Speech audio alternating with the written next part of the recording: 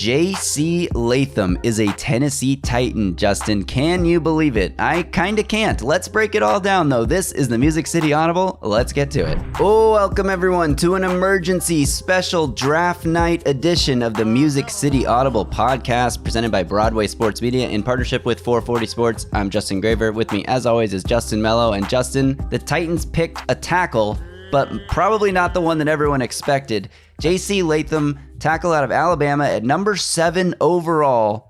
And as exciting as this pick is, let us remind you real quick, the show's sponsor, we are brought to you by Sinkers Beverages in East Nashville and Bluegrass Beverages in Hendersonville. So raise a glass. Let's celebrate this pick, Justin. A toast to the Titans, to Rand Carthon, Brian Callahan. Head over to Sinkers Beverages in East Nashville, Bluegrass Beverages in Hendersonville. Check the link in this podcast description or check out the sinkersbeverages.com website to join the in-crowd. In-crowd members get access to allocated wines and spirits, exclusive events, early access to barrel releases, and more. So check out Sinkers Beverages. They're also on Uber Eats. All right, Justin, let's get into this. Right off the bat, how do you grade this pick?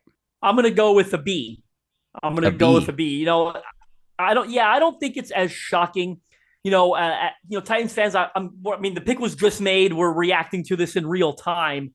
But yeah. I anticipate Titans fans, there's going to be some disappointed, more disappointed than they would be if it was like a Joe Alt or a Malik Neighbors. So I think you'll see a bit more disappointment than some of the other possibilities. But when you look at some of the plugged-in analysts around the league, like 2 mock drafts that popped up on Thursday morning, one by Daniel Jeremiah and one by Peter Schrager, who are both very plugged in, don't really hide the fact that they make a lot of phone calls before they submit their mock drafts. They both had JC Latham going number 5. To the Los Angeles Chargers. So that didn't happen, obviously. But maybe use that as reasoning that this guy was probably more of a top 7, top 8 prospect than you thought he was, right? Because he ends up going very early here to the Titans at number 7. I've got some various obvious questions about where he's going to play. I know you and I are going to get into that. But this was, for me, a top 3 offensive tackle prospect in the class. And I would imagine most teams had him at number 1 or more likely number 2. I would imagine his consensus, if you had pulled all 32 teams in the league, he was probably the 2nd ranked tackle on most boards. I think that's where you'd get majority. We did a film breakdown of him on YouTube. We're going to reshare that on Twitter so you guys can check that out as well. I don't get why Titans fans don't like him a bit more. I think there was maybe some Joe Alt, bias built in over these last few months. Certainly some left tackle stuff, and I get that, and we're going to talk about that. But when you watch the tape, this is clearly an elite offensive tackle prospect. I'm going to let you get to the measurements and all that. I know you love getting into that stuff. But make sure you bring up the percentiles of the hand size, the arm length, and the wingspan, because that's available on Mock Draftable. That is incredible. It shows you how rare of a human being this guy is. But when you watch the tape, I mean, the power, he's got the strongest hands, I think, of any prospect in this class. Grip, vice-like grip strength in those hands. Once he latches on, the rep is over. There really is no beating him once he's latched on. So he's going to play for the Titans in 2024 as a starting member of this offensive line. Absolutely. You don't draft him at 7 overall if you don't intend to start him. And he's a guy, he's a finisher. He's a nasty, mean streak kind of player. His tape is littered with pancakes where he just puts his body on top of the defender once he wins the rep to make sure that that guy can't get back into the play. I mean, he is an absolute menace on the field. The only questions I have here about the pick are need versus best player available. Is this bad process? And hey, I could be talking out my ass. Maybe the Titans had Latham as their 2nd or 3rd best player in the draft. Joe Alt goes up before they have a chance to pick, and so they fall back to their next highest rated guy. But it does feel a little bit like addressing need over best player available. I mean, I can't say that is definitely the case because, again, maybe they had Latham ranked really high. But that's my only question about this pick. Titans couldn't trade down, obviously. I think they would have if they got the right offer, because I don't think you take Latham at 7 if the trade down option is on the table. But I guess maybe they had an option, but it wasn't good enough. They didn't get the picks they wanted. Maybe they would have had to slide back too far and miss out on the guy and their next guy altogether. So for whatever reason, the trade didn't materialize. So that's the reason that I will also give it a B like you did, is that I think there are some questions here about the need versus best player available, and then obviously the left tackle versus right tackle positional value, depending on how you feel about that. I will give you his measurements since you asked for them.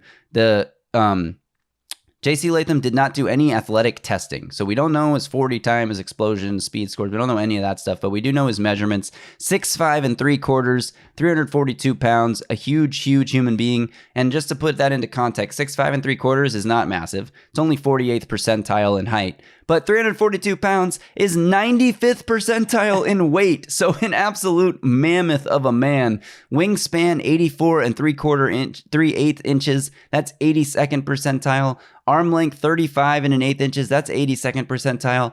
11-inch hands. Just huge mitts. 95th percentile hands there. So like you said, once he gets his hands on you, he doesn't let go. And that's part of the reason is he's got monster hands. But let's get into the biggest question surrounding JC Latham, I think, which is this your left tackle or your right tackle? Or is it TBD based on how he does in rookie mini camps and off-season workouts and training camp eventually?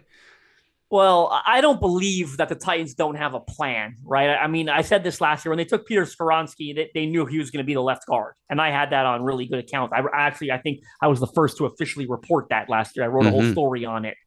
They knew he was going to be their left guard.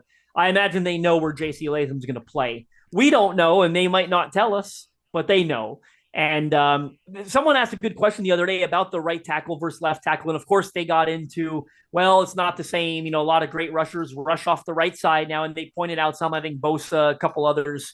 So I get that part of it. There's not quite the discrepancy between the two that there was in previous years. I think he's a right tackle. Maybe they think he's a left tackle. I don't know. Yeah. Right? I'm sure there are teams out there that think he can play left tackle. Maybe the Titans are one of them. I personally don't agree with that. We'll see where they feel he can play. If it is on the right side, I've obviously still got a question. And look, they had holes at both spots. We know that, right? Like that was obvious heading into tonight. But I still have questions. The left tackle, it's just been so bad for them over the last 2 years. Whereas the right tackle, they've gotten like average below, or I'd say well below average, but they were getting by when it was Chris Hubbard. Dylan Raditz got him through a couple games there. Like, it's been bad. I thought, I literally corrected myself and said it's been bad because I'm like, wait, Nicholas Petit-Frere was so freaking terrible. But there were, they got by on occasion. They never got by at left tackle, right? Like Jalen Duncan, Andre Dillard, that they never got by at left tackle over these last 2 years. So that's the question for me. I still worry about who's going to play on that side this year. If JC Latham is a right tackle, at the end of the day, if they drafted Joe Alt, for example, maybe we should have sat here with the same sense of urgency and said, well, I don't know who's going to play on the right side for them. It's a hole, right? So you could only solve one of these positions with this one pick. So, the most important thing is they've solved one of them, and JC Latham's going to be, plug and play at one of those positions. Yeah, and I think that there's two things that come out of this. First of all, if Bill Callahan okays this pick, then I'm going to swallow my words and say whatever, bad process, whatever I said, like, if Bill Callahan is saying, I want that guy to mold, then give him the guy he wants and I'll shut the fuck up. I'm sure he doesn't hate him, right? Like, I highly doubt they took, he's not going to make the final decision, but they probably don't take a guy he's not making the final decision, but they're not drafting him if Bill Callahan says that guy I can't play or I can't work with him. Like, no question that Bill Callahan is head over heels about this pick, or else they're not making it.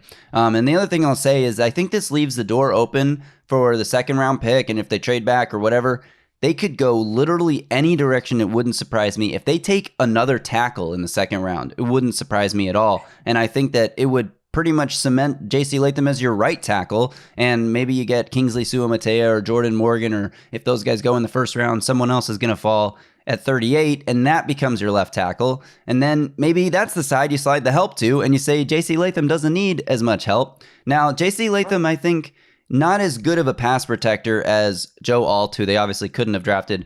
Not as good of a pass protector as Olu Fashanu, so it's interesting that they took Latham over Fashanu. Latham's PFF numbers here, 0 sacks allowed in 2021 and 2022 combined, but 2 sacks allowed in 2023. Not that that's a lot. 2 sacks, not a lot.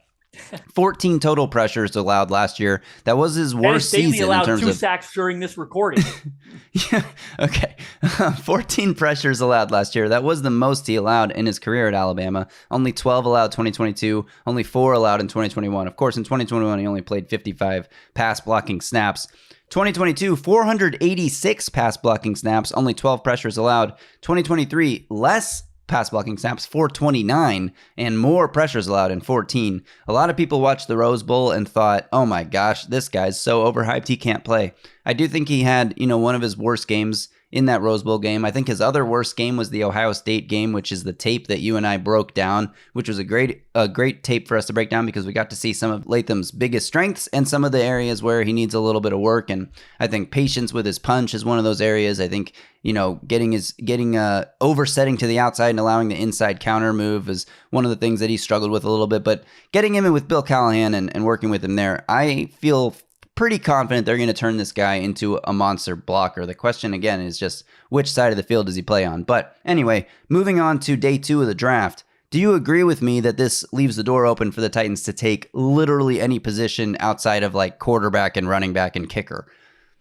Well, I mean, I don't know that they'll double down at tackle, but I love that you, this early at least, but I love that you brought that up because you still need a left tackle. So if Jordan Morgan or Kingsley Suamataia or Patrick Paul, like all guys that played left tackle at a high level in college and are like, top 50-ish prospects, maybe they go that route and get one of those guys at 38. But I still look at what they have at edge. I still look at the need at inside linebacker. I think a slot receiver like a Ricky Pearsall, a Ladd McConkey, a Roman Wilson, they showed interest in most of those guys. We know they had Wilson in for a 30 visit.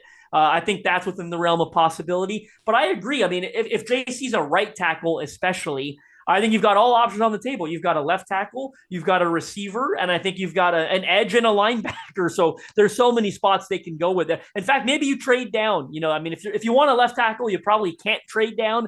But if you want one of those other spots, maybe you just trade down, get another pick, and get a tackle later. I love a guy like Blake Fisher out of Notre Dame who played both left and right at Notre Dame, so you'd have some flexibility. A guy like Christian Jones out of Texas, who's a right tackle, if you think JC can play left, like they'll have some options. And I can't wait to see how it unfolds. And you and I will be back to talk through it.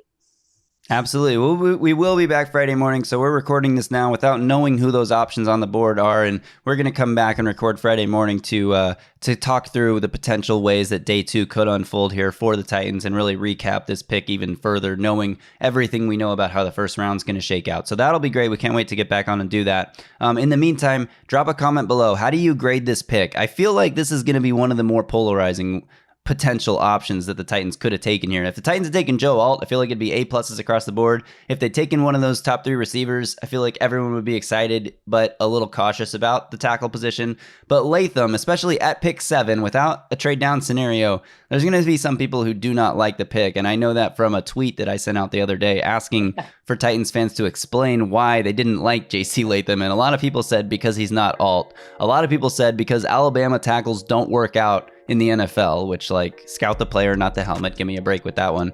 A lot of people said, did you see the Rose Bowl game? So there are reasons to be concerned. I think this isn't necessarily, no pick is 100% lock to be a good player, right? So any player you took, you have some sort of risk that they're not going to work out in the league. But I feel good about the Titans. If they like him, if Bill Callahan likes him, I like him. And that's how I feel about it. So anyway, let us know in the comments if you agree with this pick. If you like the pick, give it a grade. Thanks to everyone for tuning in. Thanks even more if you're watching us on YouTube at the Music City Audible Podcast. Subscribe to the channel, give this video a thumbs up, turn on alerts so you get a notification every time we drop a new video. And also thank you to Sinkers Beverages in East Nashville and Bluegrass Beverages in Hendersonville. Like I said, head to the Sinkers Beverages website or check the link in this podcast description to join the In-Crowd. In-Crowd members get access to allocated wines and spirits, exclusive events, early access to barrel releases, and more.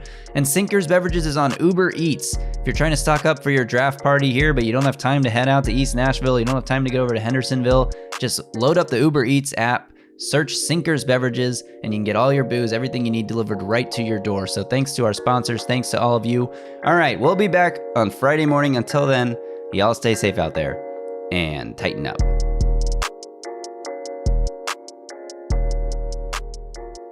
A Broadway sports media production.